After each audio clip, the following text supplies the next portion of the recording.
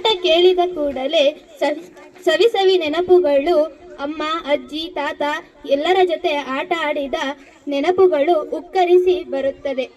ಇದು ಪ್ರಾಚೀನ ಭಾರತದ ಅಬಾಕಸ್ ಅಂದ್ರೂ ತಪ್ಪೇನಿಲ್ಲ.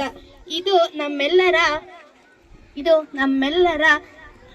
ತಲೆ ನೋಯಿಸದೆ ಆಡುವ ಆಟ, ತಲೆಗೆ ಕೆಲಸ ಕೊಡುವ ಆಟ, ಮನಸ್ಸಿಗೆ ಮೃದು ನೀಡುವ ಆಟ. ಈ ಆಟವನ್ನು ಆಡಬೇಕಾದರೆ ನಾವು ಅಲ್ಲಿ ಕಾಣುವಂಥ ಗುಂಡಿಗಳನ್ನು ನೋಡುತ್ತೇವೆ.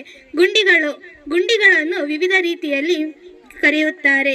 ಗುಂಡಿಗಳನ್ನು ಕುಳಿ, ಗುಂಡಿ, ಹಳ್ಳ, ಗುಣಿ, ಗೋಟಿ ಎಂದು ಕರೆಯುತ್ತಾರೆ.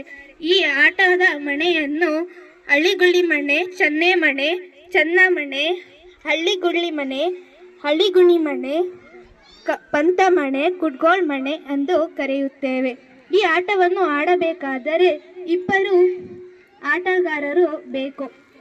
ಈ ಆಟವನ್ನು ಶುರು ಮಾಡುವ ಮೊದಲು ನಾವು ಎಲ್ಲ ಗುಂಡಿಗಳಿಗೂ 5 ಕಾಳುಗಳನ್ನು ತುಂಬಿಸಿ ಈ ಆಟವನ್ನು ಪ್ರಾರಂಭಿಸಬೇಕು. ಧನ್ಯವಾದಗಳು.